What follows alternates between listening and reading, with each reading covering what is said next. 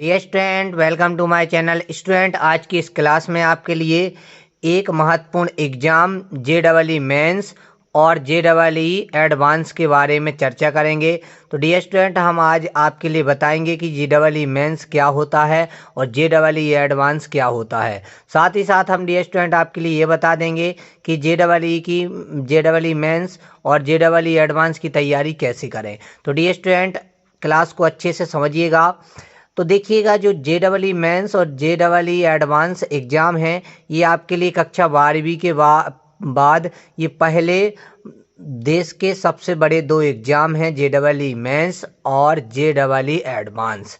तो आपके लिए बता दें सबसे पहले इसकी बेसिक जानकारी कि जो JEE मेंस है ये क्या होता है और इसमें कैसे प्रश्न पूछे जाते हैं।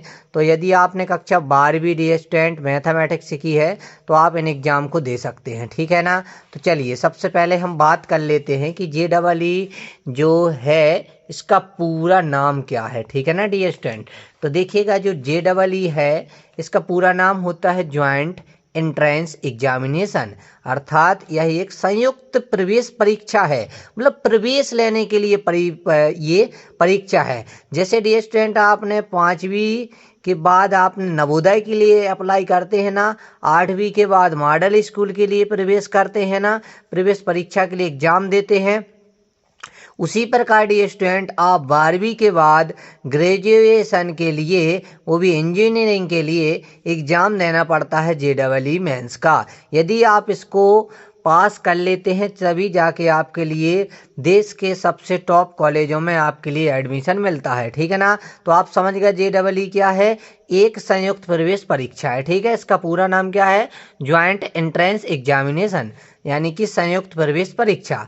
अब हम बात कर लेते हैं कि ये परीक्षा कैसी है। तो यह एक राष्ट्रीय स्तर की प्रवेश परीक्षा है। ध्यान रखिएगा स्टूडेंट, यह एक राष्ट्रीय स्तर की प्रवेश परीक्षा है। उसके बाद यदि आप इसके बारे में और समझेंगे तो ध्यान रखना, जिसके द्वारा विभिन्न योग्य छात्रों को अनेक प्रसिद्ध इंजीनियरिंग कॉलेजों में प्रवेश मिल जाता है, ठीक है ना। और आपके लिए बता दें कि यह परीक्षा NTA कराता है। NTA का मीन्स क्या होता है, नेशनल टेस्टिंग एजेंसी, मतलब इसका नाम है नेशनल टेस्टिंग एजेंसी, NTA के द्वारा आयोजित की जाती है। जैसे आपने कंपटीशन एग्जाम में देखा होगा, जैसे पटवारी का एग्जाम है तो ये क्या कहलाता है, व्यापम करवाता है ना, PEB करवाता है। उसी प्रकार ये एग्जाम NTA करवाता है, नेशनल टेस्टिंग एजेंसी द्वारा 4 बार आयोजित की जाती है, ठीक है ना। दूसरी बात आप ध्यान रखिएगा कि ये परीक्षा ऑनलाइन होती है। ये परीक्षा कैसी होती है डियर स्टूडेंट, ऑनलाइन होती है। उसके बाद बात करते हैं, यह परीक्षा 3 घंटे की होती है। ये भी आपको ध्यान रखना है, ये परीक्षा 3 घंटे की होती है और इस परीक्षा में कुल 90 प्रश्न पूछे जाते हैं जो 360 अंक के होते हैं। कहने का मतलब ये रहा डियर स्टूडेंट, 90 गुणित 4 यानी कि 360। मतलब हमारा ये होगा कि एक प्रश्न 4 नंबर का पूछा जाता है, इसमें माइनस मार्किंग भी होती है। जब आप 4 प्रश्न गलत करोगे तब आपका 1 नंबर कट जाता है, ठीक है ना। तो इस परीक्षा में 30 प्रश्न फिजिक्स के पूछे जाते हैं, 30 प्रश्न केमिस्ट्री के और 30 प्रश्न आपके मैथमेटिक्स से पूछे जाते हैं। मतलब सीधी बात ये हुआ डियर स्टूडेंट कि इस एग्जाम में आपसे PCM के क्वेश्चन पूछे जाते हैं, 30 फिजिक्स के, 30 केमिस्ट्री के और 30 मैथमेटिक्स के, ठीक है ना डियर स्टूडेंट। अब समझिएगा, प्रत्येक प्रश्न 4 अंक का होता है। यह एग्जाम 12वीं से अगले 3 वर्षों तक आप दे सकते हैं। मतलब ये होगा कि आप पहले 12वीं में एग्जाम दे सकते हैं, उसके बाद 12वीं के 1 साल बाद, 2 साल बाद आप इस एग्जाम को दे सकते हैं और 3 साल तक इस एग्जाम को दे सकते हैं, ठीक है ना डियर स्टूडेंट। तो इतनी बातें आप समझ गए इसके बारे में। अब देखिएगा आगे मीन्स के बारे में।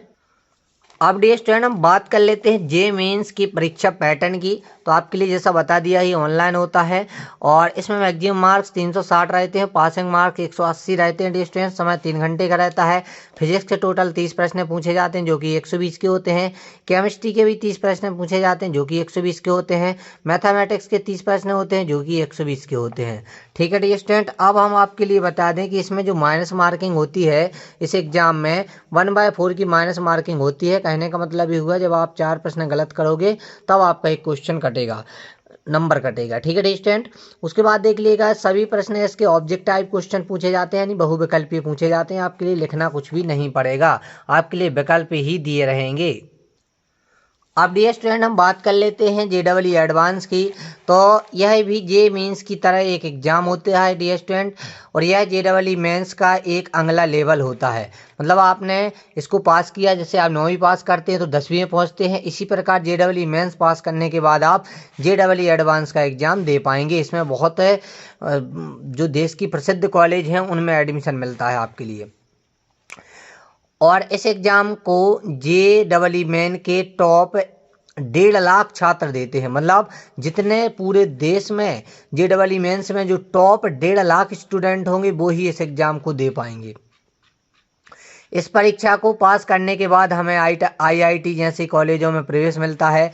इस एग्ज़ाम को अधिकतम 2 बार है ना दे सकते हैं एक साल में, है ना। उसके बाद यह एग्ज़ाम देश के सबसे कठिन एग्ज़ामों में से एक है। मतलब जो देश के बहुत कठिन एग्ज़ाम है उसमें से एक है।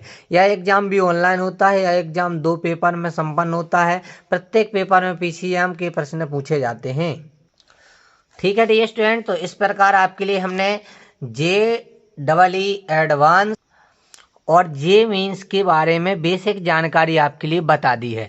अब डियर स्टूडेंट इसकी तैयारी कैसे करना है, क्या करना है आपके लिए, हम डियर स्टूडेंट इसका नेक्स्ट पार्ट लाएंगे जिसमें आपके लिए वही पढ़ाएंगे। और चैनल पे आपके लिए JEE मेंस की अलग प्लेलिस्ट बना देंगे, और जो नीट की परीक्षा की तैयारी कराना उसके अलग पैटर्न बना देंगे, उसका अलग ही प्लेलिस्ट बन जाएगी, जिससे आप रेगुलर वीडियो देख पाएँ और पढ़ पाएंगे। ठीक है डियर स्टूडेंट, तो ये रही JEE मेंस और JEE एडवांस के बारे में जानकारी। यदि आपके लिए कोई भी डाउट रहता है या कोई भी प्रॉब्लम रहती है तो आप कमेंट में ज़रूर बताइएगा डियर स्टूडेंट। और जो आपके लिए व्हाट्सएप ग्रुप है उसकी लिंक इसी वीडियो के नीचे दी हुई है, तो आप उसको ज्वाइन ज़रूर कीजिएगा।